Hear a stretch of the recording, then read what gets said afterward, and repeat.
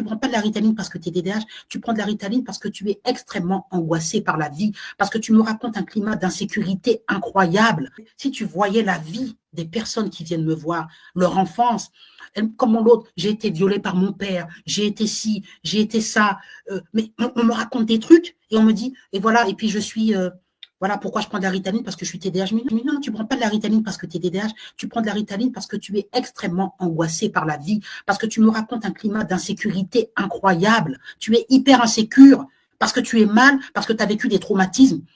Ton cerveau, il n'est pas neurodifférent, d'accord? Donc, en gros, parce que tu ne veux pas régler tes problèmes, on peut dire d'ordre psychanalytique ou psychologique, ou parce que tu ne peux pas, ou parce que c'est trop compliqué, Big Pharma a compris. Et là pour toi, ça arrive, hein? Big Pharma est là pour toi. Il a compris que tu étais un grand pigeon, un beau pigeon qui cherchait une solution facile. Il n'y a pas qu'en France, hein, aux États-Unis, partout. Hein, c'est mondial. Non, en souffrance, la personne qui est en souffrance, voilà. Pardon, en souffrance. Oui, excuse-moi, je croyais que tu avais dit en France. Il a compris ça. Et Big Pharma, moi, je donne les milliards là-dedans. Il a compris qu'il pouvait. Parce que toi, tu réfléchissais pas, tu avais envie de trouver une solution. Non seulement ça te déculpabilise, parce que tu dis, voilà, moi, je suis pas malade, j'ai pas de problème. C'est pas ma faute, ouais. C'est pas de ma faute. Je suis né comme ça. Mon cerveau est comme ça. Donc, et en plus, derrière, tu viens influencer, tu as 100 000 abonnés, donc dans ta communauté, tu t'entretiens dans l'idée que vous vous entretenez là-dedans. Sauf que moi, je te le dis, les pathologies, je les connais. Je te dis, dans mon livre, je ne parle pas que de ça. Je parle aussi des LGBTQIA+. J'explique pourquoi c'est de la neurodiversité. En plus, j'y ai pensé pendant que tu me dis, bon, je ne vais pas en parler, mais c'est vrai que c'est... Voilà. Et j'explique que tu as beaucoup de cas d'autistes Asperger qui se croient neurodifférentes parce que tout simplement, leur problème, c'est que vous êtes juste autiste Asperger et que vous êtes très angoissé du point de vue de votre identité. Je le comprends. Les autistes sont très influençables, en tout cas en grande majorité. J'ai eu beaucoup d'autistes Asperger qui étaient en recherche d'identité, qui rentraient dans des phases de tatouage et tout ça, parce qu'elles se cherchent, ce sont des personnes qui se cherchent, qui sont angoissées. Eh bien, qu'est-ce qu'elles entendent à l'école? Mais tu n'es peut-être pas du bon genre, tu n'es peut-être pas du bon sexe, c'est pour ça. Et elles rentrent dans, eh bien, statistiquement, moi j'avais remarqué avant, sache l'émission du professeur Raoul, je suis pas fan, mais peu importe, il l'a dit, il l'a dénoncé, et les fameuses Doramuto. Doramuto, c'est les personnes qui ont parlé de féminisme, alors tu pourras taper sur Internet, c'est des personnes pardon, les autres qui ne connaissent pas, qui ont écrit Transmania. Et moi, dans ma patientèle, j'avais remarqué, mais qu'est-ce que c'est que toutes ces jeunes filles autistes Asperger qui veulent transitionner? Eh bien, j'ai compris qu'il y avait un lien, et désormais, beaucoup de professionnels le reconnaissent, et dans le livre de Dora Muto, elles le disent, que les personnes qui veulent transitionner, les autistes sont beaucoup plus sensibles à la transition de genre, et c'est pour ça que dans ma clinique, je retrouvais ça. Mais leur problème, c'est pas qu'elles sont, comme elles croient, nées avec le mauvais sexe. Le problème, c'est qu'elles sont malheureusement autistes et très influençables parce qu'un autiste Asperger va plonger dans un domaine et devenir un expert et être obsédé par ce domaine. Et c'est la caractéristique de l'autiste Asperger. Et comme il est influençable, s'il entend autour de lui que l'Asperger, que le LGBT, enfin que la transition de genre, c'est quelque chose à la mode, eh bien, il risque de se faire influencer et de consacrer toute sa vie au point de se dire, je veux plus qu'on m'appelle Pierre, mais qu'on m'appelle Pierrette et de rentrer là-dedans. Et donc, j'explique qu'il y a un lien très très fort avec les personnes qui se disent soi-disant neurodifférentes, avec les personnes qui disent « moi je suis une panée du bon genre et du bon sexe », qui pensent aussi être neurodifférentes. Donc pour moi, si je devais résumer par rapport à ce dernier livre, il y a le trouble neurodéveloppemental, enfin on va dire la neurodiversité, qui fait partie, dans la neurodiversité, on retrouve HPI, HPE, TSA, TDAH, 10, DYE, tous les 10. On retrouve aussi le trouble bipolaire, je pourrais t'en dire un mot aussi, qu'on dit neurodifférent, et on retrouve les LGBTQIA+. Tout ça, c'est la grande famille que je dis. Donc, j'ai 26 chapitres dans le livre qui disent neurodiversité de A à Z. Et dans cette neurodiversité de A à Z, où il y a les LGBT qui font partie, figure-toi que la neurodiversité, c'est comme des poissons qui mangent des poissons. Donc, la neurodiversité, elle se fait manger. Elle fait partie de quoi, à ton avis?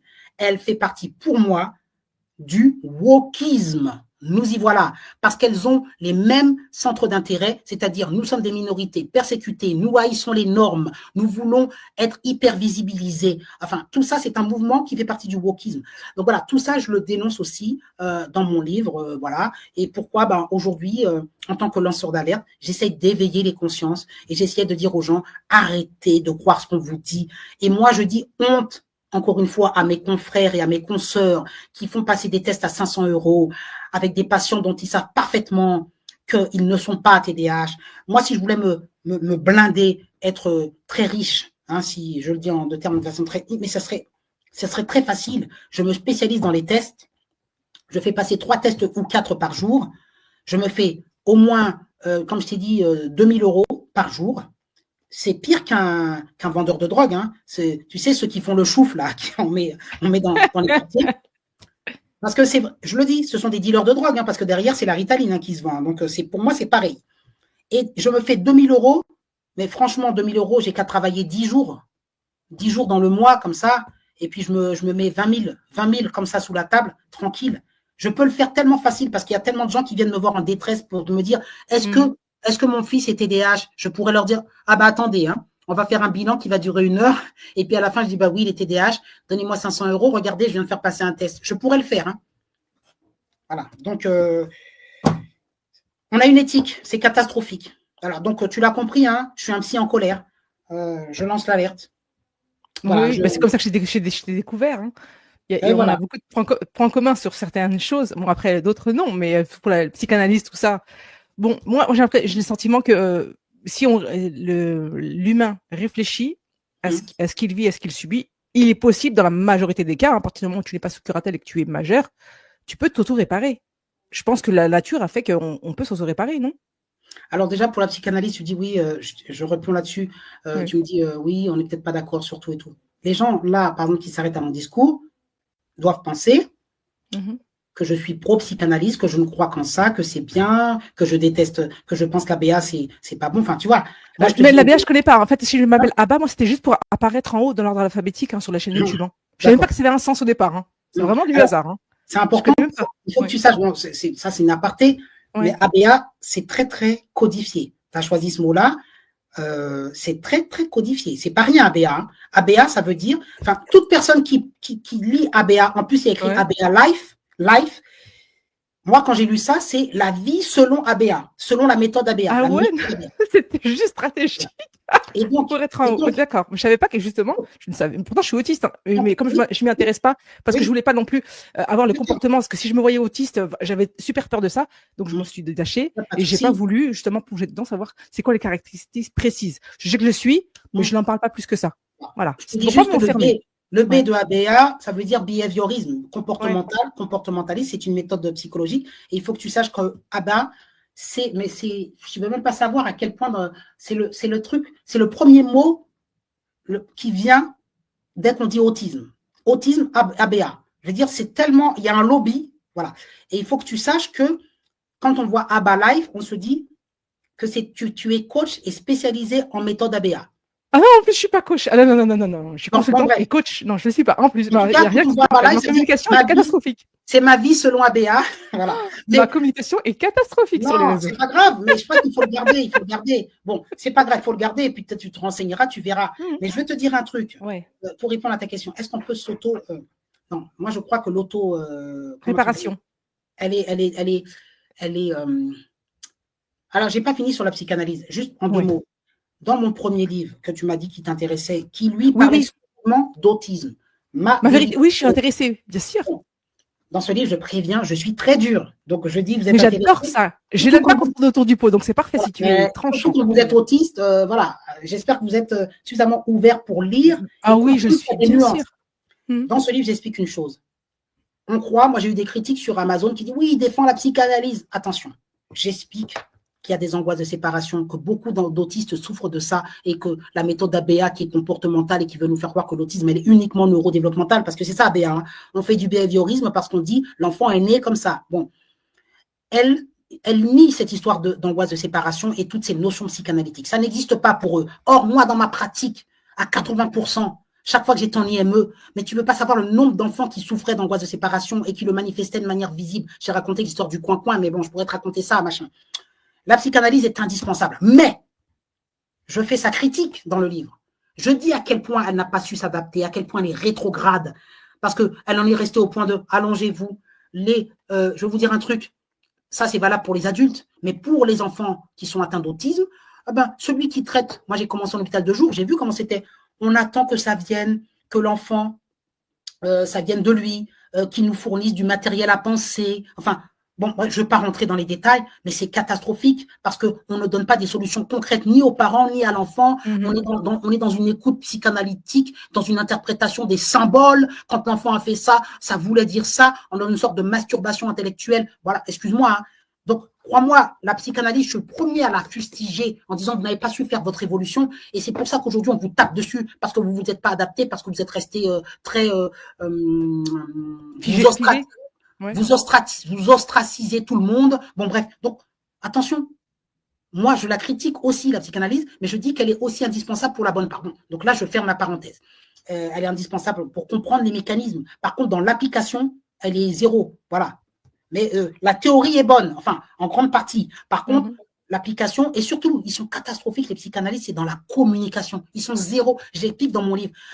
Les méthodes comportementales ABA, en gros, tu as compris, il y a les cognitivo-comportementales d'un côté et les psychanalystes de l'autre. C'est les deux grosses méthodes et qui se font la guerre. Et aujourd'hui, les méthodes cognitivo-comportementales écrasent la psychanalyse qui n'a plus droit de citer, alors qu'avant, la psychanalyse, il n'y avait que la psychanalyse. Oui, c'est vrai. Il n'y avait pas ABA. Donc, du coup, aujourd'hui, ils ont fustigé, je dis en deux mots, Bruno Bettelheim a dit que les mères étaient des mères frigidaires.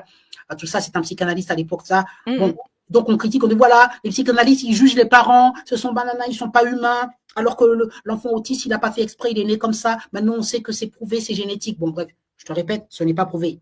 Bon, donc, on fait croire tout ça. Donc, en gros, on a toutes ces écoles-là qui se font la guerre. Tous ces commerces-là, on peut dire ça aussi, hein, tous ces boutiques-là, oui. Mais moi, tu m'as dit, est-ce qu'on peut s'auto-guérir? Donc, déjà, dans mon livre, j'explique que on a besoin des deux méthodes. Il n'y a pas de dogme à avoir. La psychanalyse, elle est aujourd'hui, elle n'a pas su communiquer. Ce sont de très mauvais communicants, donc elle est rejetée, on l'écrase, on dit qu'elle est obsolète et c'est bien fait pour elle. Et pourtant, je viens de te démontrer, parce que ça fait 1 heure qu'on discute, à quel point, malheureusement, le business d'ABA et le business de Big Pharma profitent du fait que la psychanalyse est morte et qu'on ne veut plus aider les parents à réfléchir pour pouvoir leur dire que c'est neuro et que c'est des chimies dans votre cerveau et qu'il faut donner des molécules. Voilà, ils en profitent, ils sont contents. Voilà, donc là, je vais faire ma parenthèse là-dessus. Non, je crois que là, ça a ses limites, l'auto-réparation.